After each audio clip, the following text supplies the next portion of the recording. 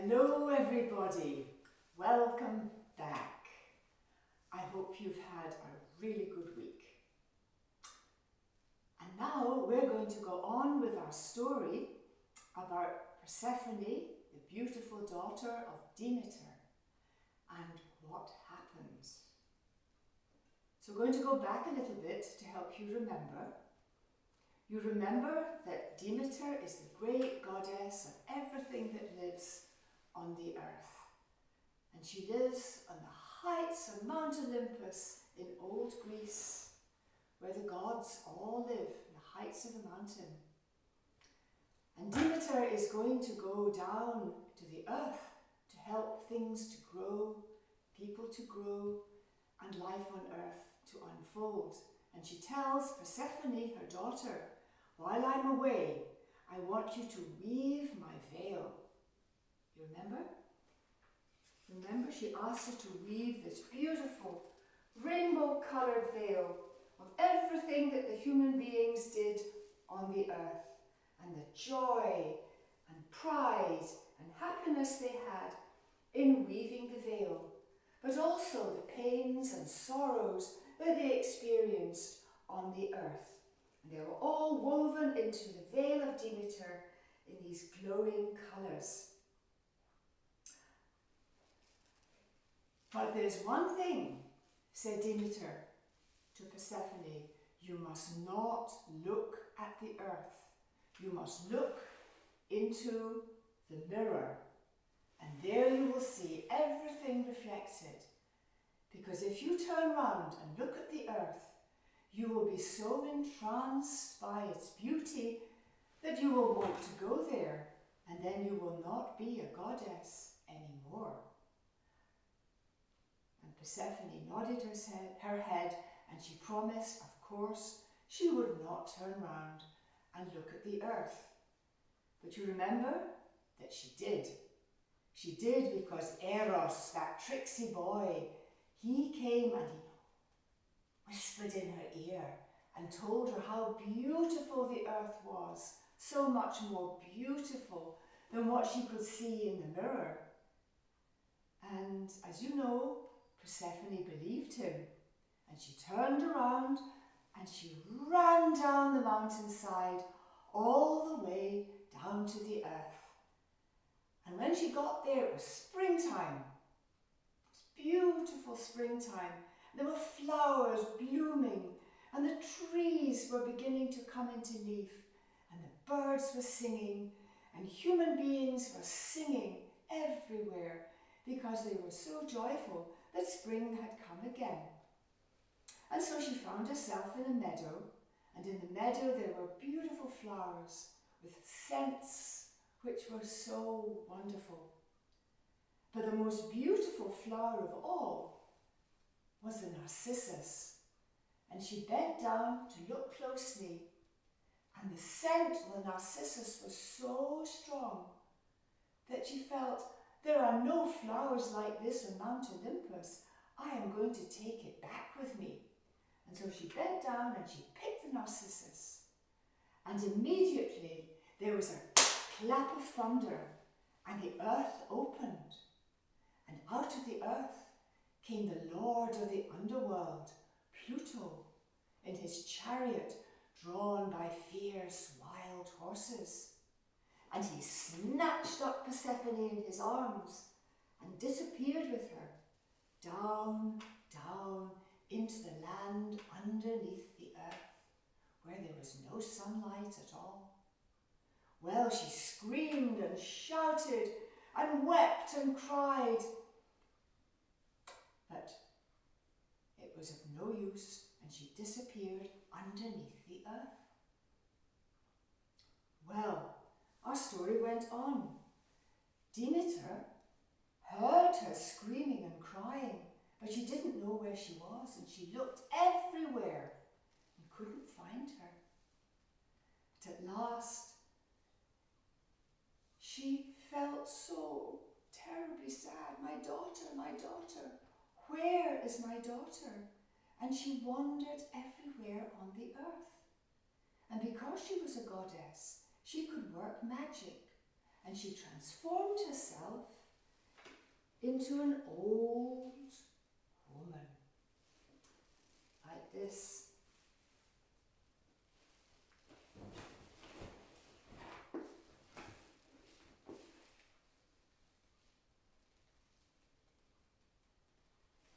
And instead of being upright and beautiful and radiant like the sun, she was an old, bent woman. And she wandered the earth, weeping, weeping for her lost daughter. She looked up to the tops of the hills. She looked down into the valleys. She looked in the villages and she looked in the towns. She looked in the forest and the high trees. Was she hiding perhaps and got stuck in a tree? No. And everywhere she went in the towns and the villages, she said, "Please, have you seen my daughter?" And all the people were very sorry for her, but they said, "No, we've not seen her." Well, she wandered and wandered and wandered, and at last she came to a place called Eleusis. This was a little town near the sea with mountains behind, and there she came to a well. A well is a place where in those days people would let down a bucket and they would draw up water. They didn't have faucets and taps in their houses, no. They would have to go to the well. And so she sat down on the side of the well because she was weary and full of grief and woe. And as she was sitting there came 3 beautiful maidens. They were the daughters of good King Camphill and his wife, Queen Metanera.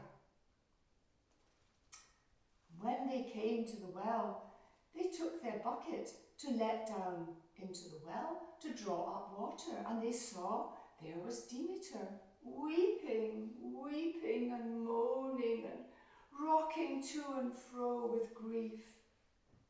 And they said, "Oh, poor, poor mother, why are you weeping?"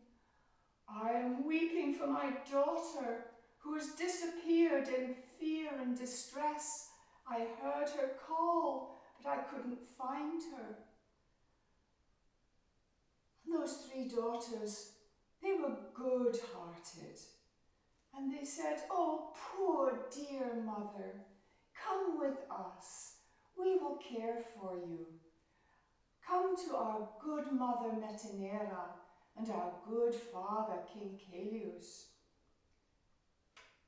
"Thank you, my dears," said the old woman, who was really Demeter, you remember? Disguised as an old woman. "Thank you, my dears, I will gladly come. I am weary." And so the 3 daughters of King Camphill and Queen Metanera took her back to the palace, and there they offered her wine, but she said, "No, no wine, no wine. I am too sad to drink wine." And so they brought her a drink made of barley water with mint, and she drank that very gratefully. And for many days she stayed there in the palace, full of woe, full of woe. Now Queen Metanera was very concerned about her. "What can I do to make you happy?" "Nothing," said Demeter. "I am too sad." But nonetheless, Queen Metanera had a very funny servant whose name was Iambe. And she said to Iambe, "You go and see if you can cheer up poor Demeter, poor old lady. And so Iambe went, she ran. Can you run like Metanera? Like Iambe ran. And she stood in front of poor old lady.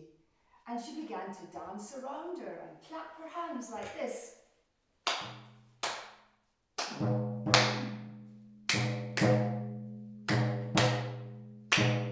And she clapped high.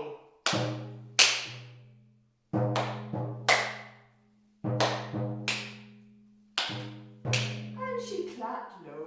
Sorry, I'm looking at the old woman and I'm not really. Now I'm Iambe. And now she clapped low. You can do this too.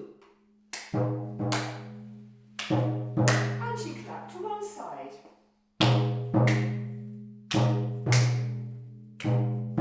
And she clapped to the other side.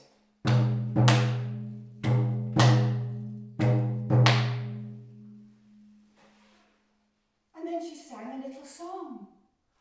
Oh Queen, don't cry. Oh smile, not weep. Be glad. Today is spring, so smile. But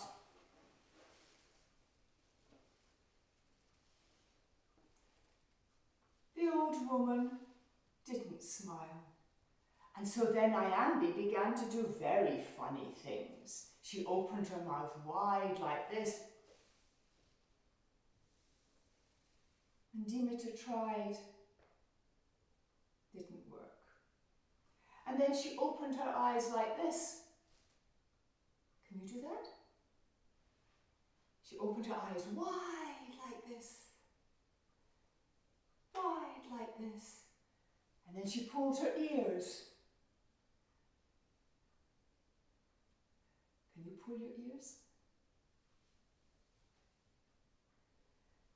She even stuck out her tongue. Can you stick out your tongue?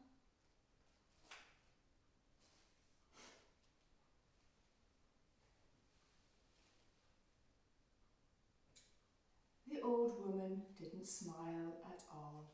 So sadly, Iambe went away. Well, what to do? This poor old lady was very sad. And then the queen had another thought. She said, I have a newborn son, and his name is Persephone. Could you care for my baby? I need a nursemaid for my baby. Because she hoped that having a baby to care for, the old woman would be able to forget her grief just for a little while. And so she gave the baby to the old woman, who was really Demeter, remember? And the old woman cared for the baby.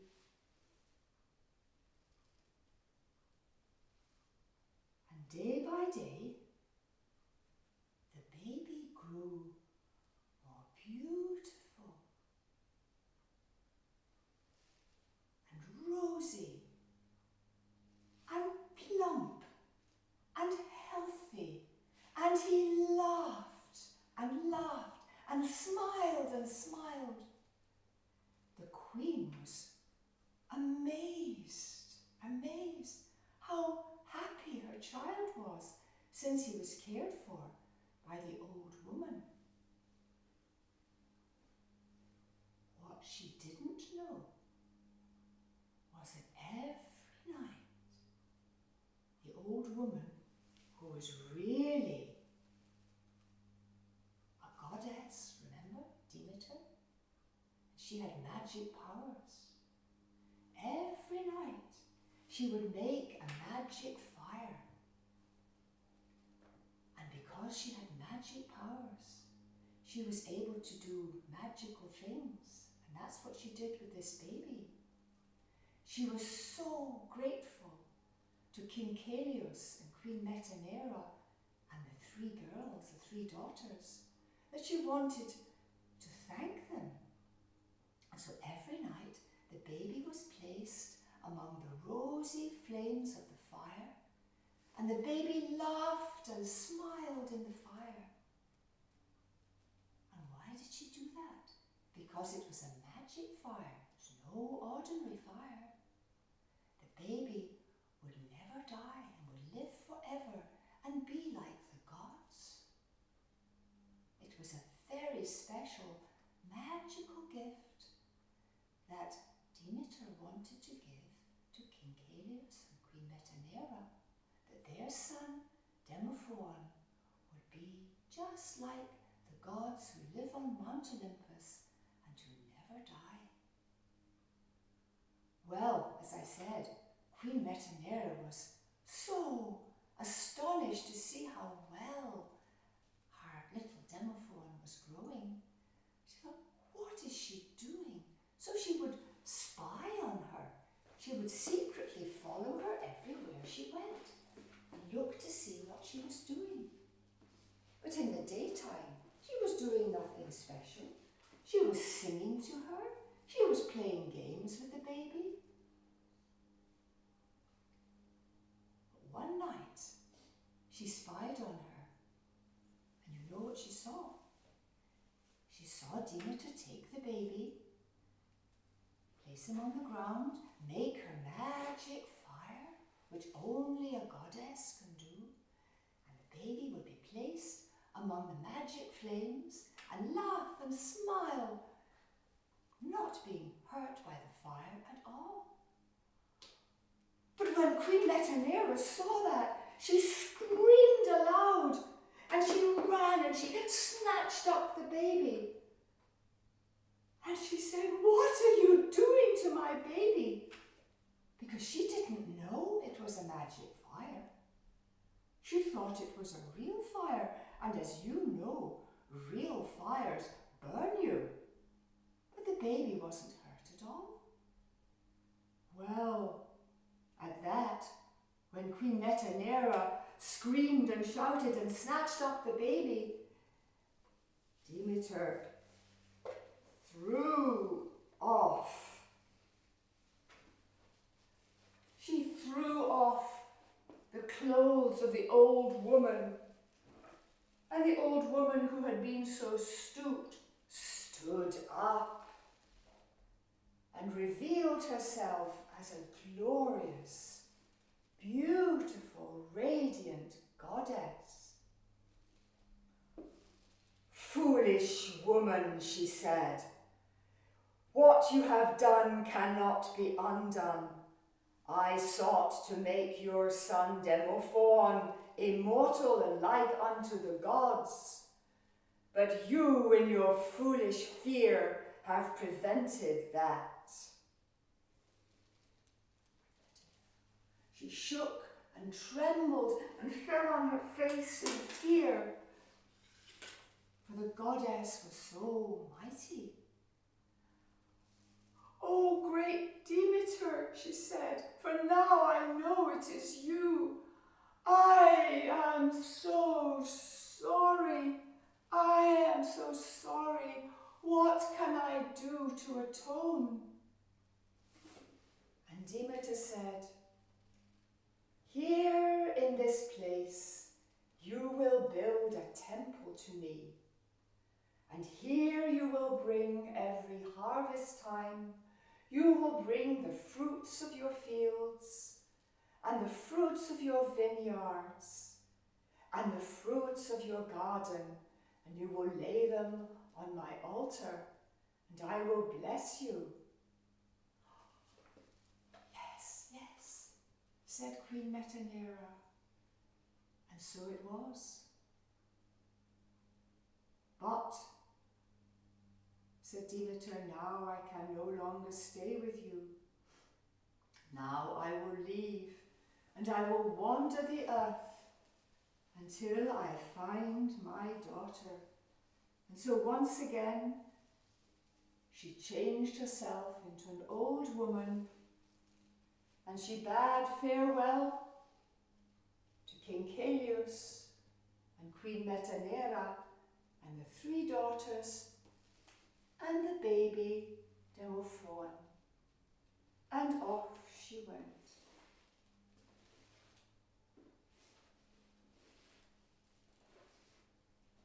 And she wandered, and she wandered, and she wandered yet again. And at last, having asked everybody, where is her daughter, she came to the sun. "Oh, sun," she said, "you see everything. Can you tell me, where is my daughter Persephone?" And the sun said, "Oh, Demeter, I can tell you.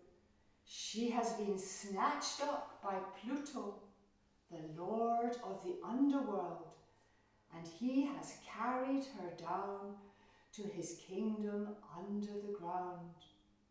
And there she sits on the throne with a crown upon her head, and she is his queen."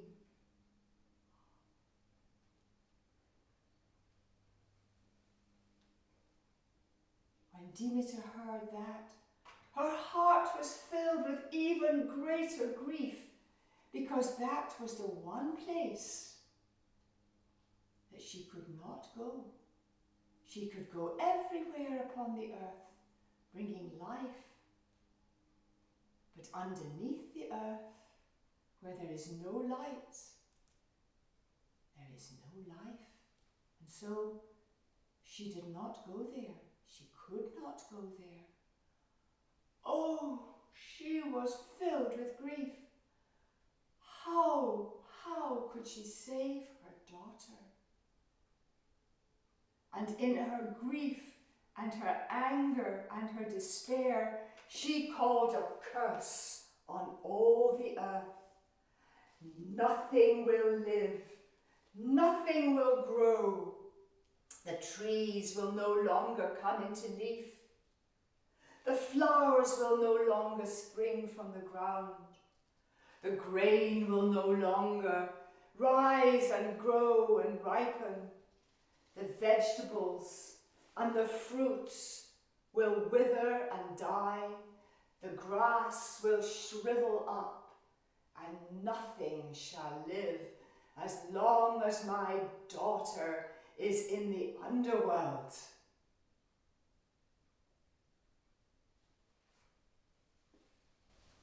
But